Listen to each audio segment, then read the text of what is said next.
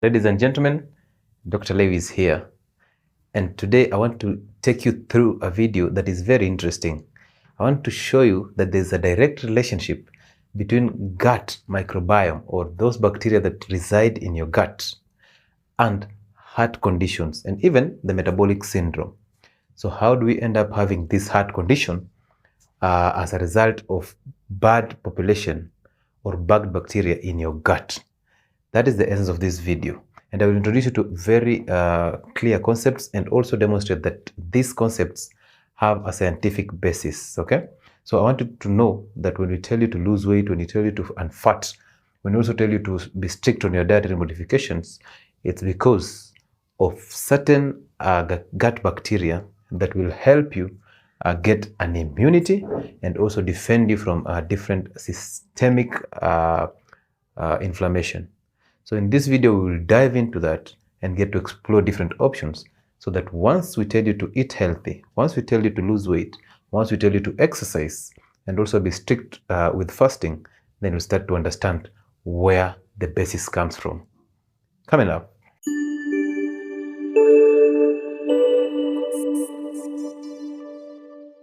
So in this video, we are going to get a little deeper on mechanisms of inflammation and systemic inflammation for that matter.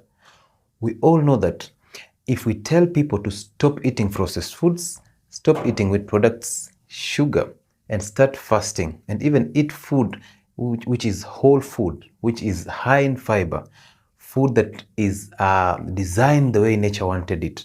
And we also tell people to not eat frequently, to not eat every time, eat occasionally, and start fasting. We realize there's a huge improvement in people who have chronic conditions and inflammation. We realize these people start recovering from arthritis. We realize these people start recovering from joint pains. These people start having a clear gut, and they don't have all those gastritis and that gut and those issues that affect the gut, so that they can absorb nutrients in their adequate forms. These people start recovering from chronic diseases like diabetes and hypertension, and also insulin resistance. Again, they recover from malfunction or malnutrition. They again recover from conditions from the brain, the things like mental fogging and loss of memory. So you realize once you start eating healthy, getting your sleep, having this sun and eating all these keto diets, and then combine that with fasting and exercise, you start to recover from these conditions. And that is the basis of this video. We want to show you or demonstrate to you that this has a scientific basis. Again, we always talk about hormonal changes, hyperinsulinemia, and we all know that hyperinsulinemia is the reason why we have all these metabolic syndromes. So high amounts of insulin in the system will cause you kidney problems, will cause you brain problems, and neurological diseases, all those inflammatory conditions, and that is what we've been insisting in this video. So apart from those hormonal changes like hyperinsulinemia, what else is involved in these conditions? And that is what we're going to explore today. So we hope you enjoyed this video. And if you enjoy our videos, kindly subscribe. You can also press that notification button, so that anytime we have a brilliant health idea, then we get to share it with you, and you also share it with others. Share our videos, like our videos, so that they can get to more people and larger masses, so that we continue spreading this health information to the larger population. Now remember, the first layer of immunity has to come from your gut. There are trillions, 100 trillions of bacteria in your gut.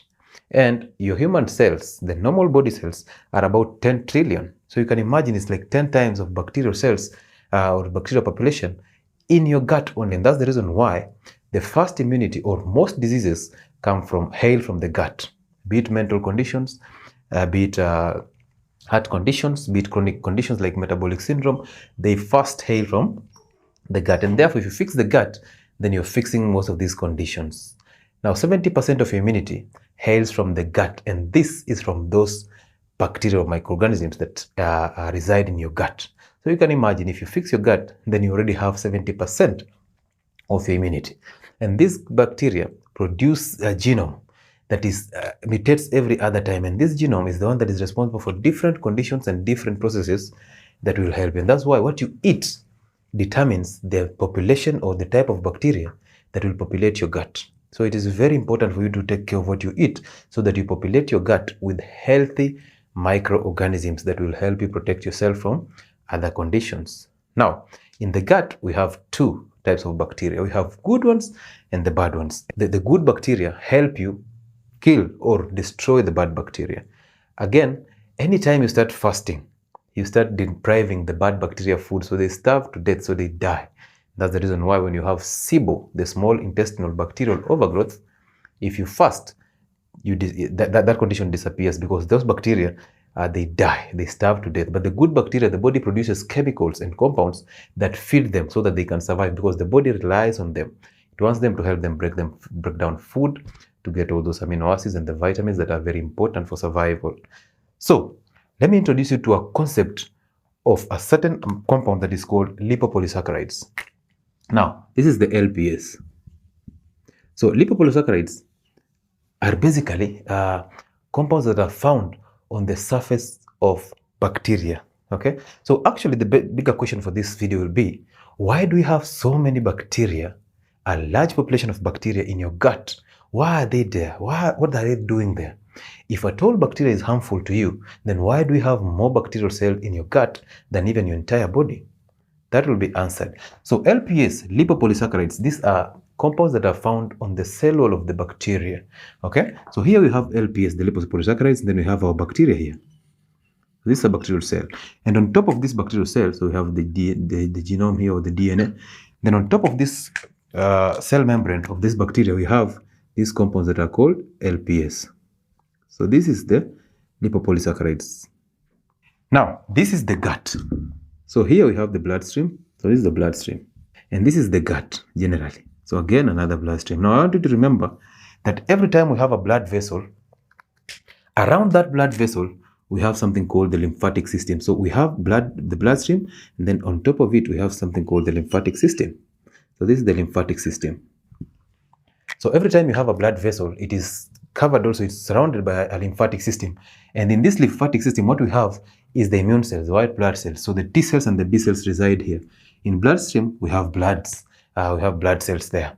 So now, some point in life, or when you're eating those bad diets, or when you have a higher amount of gut bacteria that are harmful, what happens is these lipopolysaccharides can cross that gut wall into the bloodstream. Remember, these are cells that line the gut wall. So you have cells that line this gut wall, and these cells protect you from getting this LPS into the bloodstream. But remember, if you're eating bad diets, what is happening is that these lipopolysaccharides penetrate, because this becomes porous. So your gut wall becomes porous because you're eating wheat products and all those types of foods. So this becomes porous, and this lipopolysaccharides, the LPS, will use that, cross this into the bloodstream. And in the bloodstream, that's where the issues begin, because in your bloodstream, we have HDL and we also have LDL. So LDL, which is considered as the bad cholesterol, is just a carrier. So here we have something that is called the LDL. Okay, so LDL is in bloodstream, and what these lipopolysaccharides, what they do, once they get into the bloodstream, they cannot float on their own.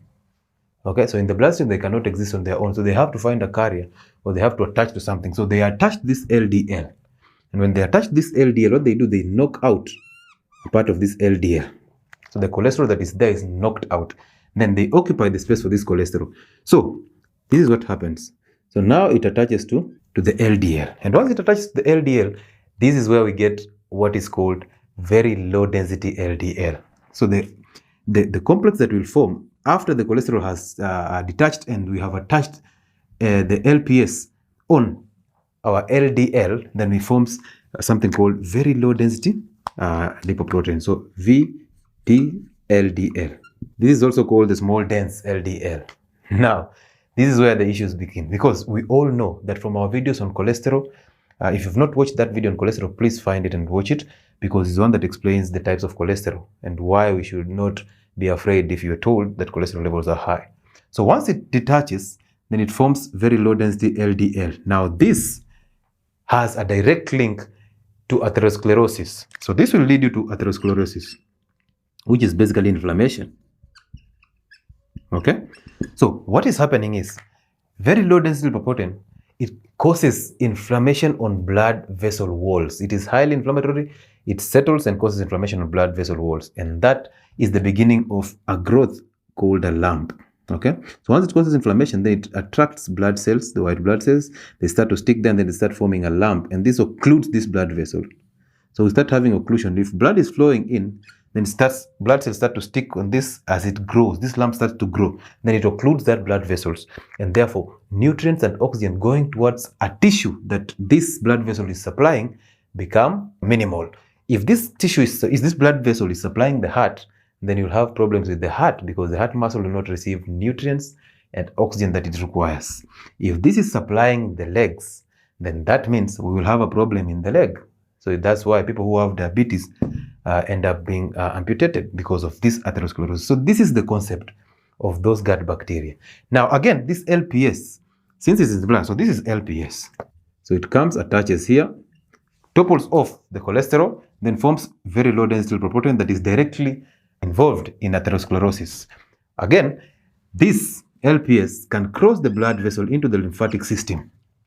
Now, once it goes into the lymphatic system, it activates inflammatory cytokines, elements called interleukin 6. So we have interleukin 6. We also have tissue necrotic factor. Okay, so we have two. We have interleukins and tissue necrotic factor.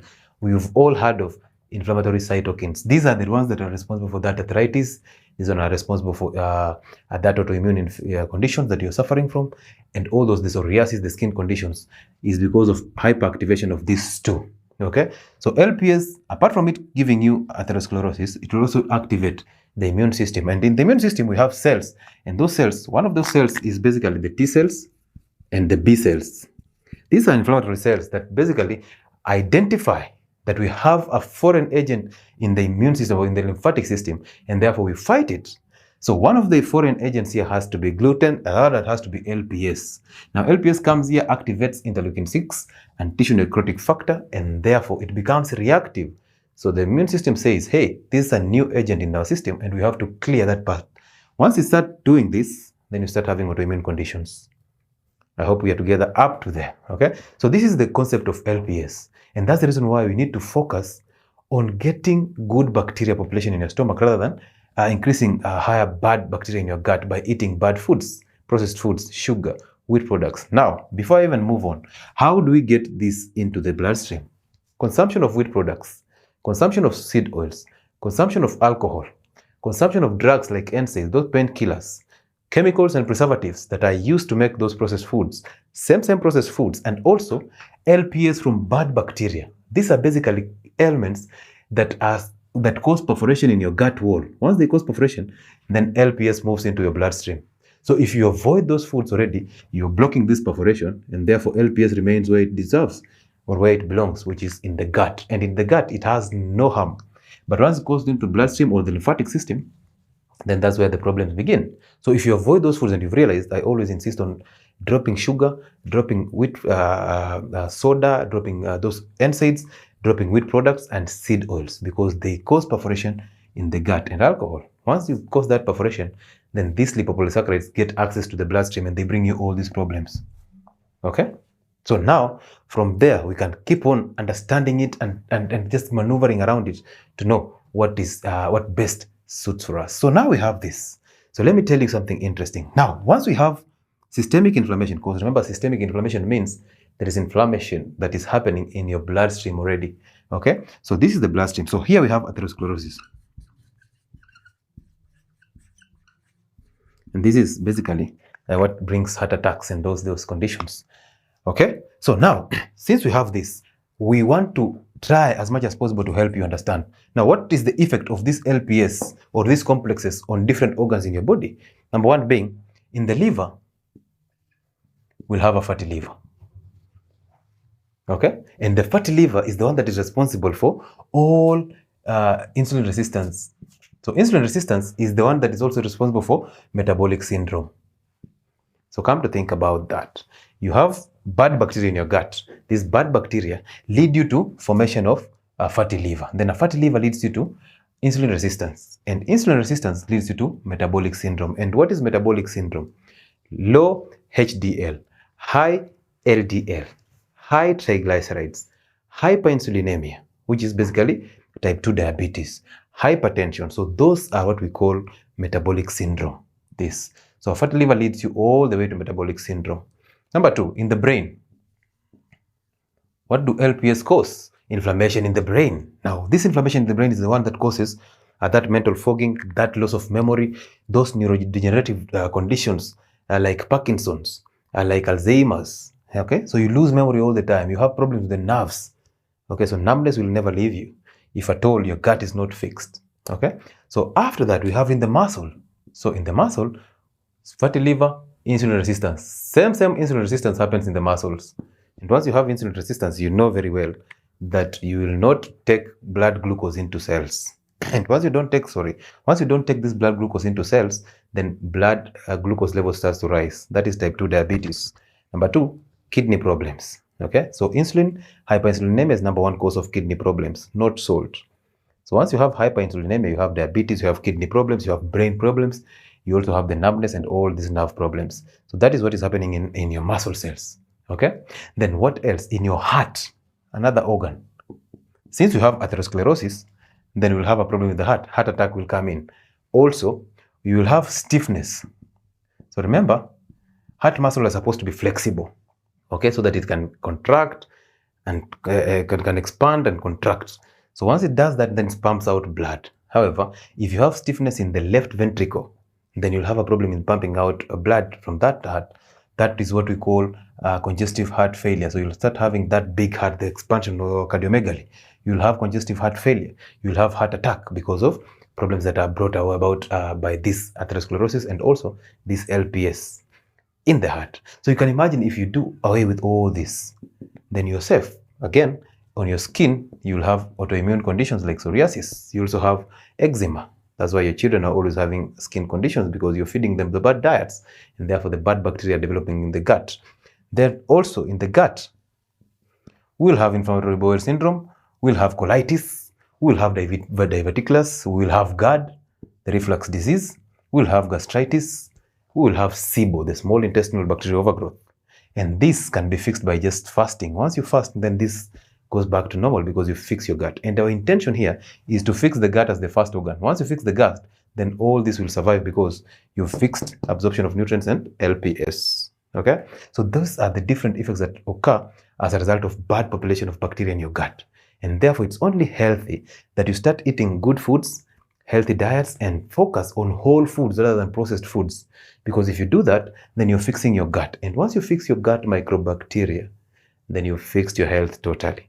When you accumulate that belly fat, when you grow fat, when you accumulate fat around your organs, the kidneys, the pancreas, the liver, then you're accumulating toxins. Remember, all that fat that you're accumulating, specifically central obesity, that fat that you're accumulating, 50% of it is just toxin and inflammatory mediators. So if you have 50% of that fat weighing into inflammatory conditions, then you will have a problem. That's the reason why we always insist for you to change your diet, for you to lose that weight, for you to start fasting, and tell you to eat processed foods, to eat whole foods and not processed foods, to stop eating wheat products, sugar, simple carbohydrates, and processed foods, restaurant foods, and those seed oils. Once you do that, then you'll start to understand that you're paying attention to this. Okay, so those foods will fix your gut, and then they will fix all these conditions. So once you start paying attention to this model, then that tells you you're already starting your process of healing. Okay, so we are changing a gut bacteria. We are changing this population of gut bacteria. And when we are changing that population of gut bacteria, we are trying to fix you. We are trying to help you get the new and the good bacteria so that we don't alter our gut and our concentration. Okay, so that fat is very dangerous. If you are obese or overweight, please try as much as possible to drop seed oils, drop wheat products, drop sugar in all forms, including fruits, modern fruits, and honey. Drop all these food stuffs that are processed and industrial products. Nature designed it that you eat whole foods, okay? The way nature wanted it. Nature has already made those foods complete, so you do not need to process them in an industry so that you make good food for yourself. Now, if you clean all this, then you'll realize the metabolic syndrome will disappear. Then arthritis will disappear. Then all these conditions that we've just mentioned about the gut, the brain, your joints and muscular system, your kidney, your liver, they will disappear. Then you'll start living a healthy life. And how do you get to this? Because now I cannot talk about all this video and not tell you how to fix this. Number one on the list has to be fasting. Once you fast, you deny these bacteria, the bad bacteria, what to eat. And once they start starving, they will die. Also, the good bacteria will keep fighting them. Okay? But remember, when you're fasting, because most of you will ask, if I'm fasting, why are both population of bacteria not dying? Your body knows the good bacteria, so it feeds them, produces chemicals that feed good bacteria but are not healthy to the bad bacteria. Just the same way when you fast, your body produces ketone bodies that are healthy energy for your normal cells and your brain cells and not for the cancer cells. So the body is not stupid, it's very clear. Okay. Number 2, make sure you eat whole foods and high in fiber, because fiber makes you feed good bacteria. Remember, fiber is not digested in the small intestines or in the gut until it reaches the large intestine, where we have large bacteria, with those bacteria, a high population of bacteria that digest this fiber. And that is food for them. And in return, they'll give you vitamins and the immunity you deserve. So feed your good bacteria by eating foods that are high in fiber, like beans and cruciferous vegetables. Enjoy them in plenty. Don't be told that beans will cause you gastritis or that reflux disease. Then number 3, always concentrate on fermented foods. If you eat fermented foods, you're helping yourself, you're helping your gut bacteria to survive. Okay, like fermented cabbage, we always insist on that here. So consume it in plenty because it has several advantages. Above all, no sugar, no wheat products, no seed oils, no soda and processed and those fruits, even honey. Those are basically the foods that will mess up your liver. Do not be lied that there's natural sugar. That sugar in those fruits is fructose, and that will cause your fatty liver.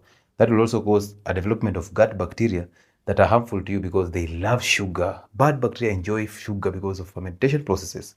Once they eat that sugar, they cause you bloating, they cause you inflammation, and we don't want that, and they will increase your LPS from just what we discussed. Then run away from stress. Minimize stress as much as possible because stress causes inflammation of the gut. Okay. Then again, exercise and healthy keto. If you can, do carnivore diets. These are the diets that people have been doing and they have recovered from these conditions. We all know if you start, you drop carbohydrates and then you lose weight. Always remember there is no essential carbohydrates. Okay. You don't need a minimum amount of carbohydrates to survive. There's none. But for protein, you will get amino acid, essential amino acids. You'll also get essential trace elements. For lipid or the fats, you will get free fatty acids. This cholesterol that will form will help you form nerve cells, will help you form cell membranes, will help you form hormones. So fat and cholesterol is very important for you. But carbohydrates, they are not energy-giving foods. They will mess up your gut bacteria. You can get more energy from fat than carbohydrates. So this is exactly the model that we need to adapt. And I thought it was wise to talk about it. So again, if you find these videos helpful and very informative, do not forget to share. Do not forget to subscribe so that we get to reach more masses. Help us grow as we help you live a healthy life.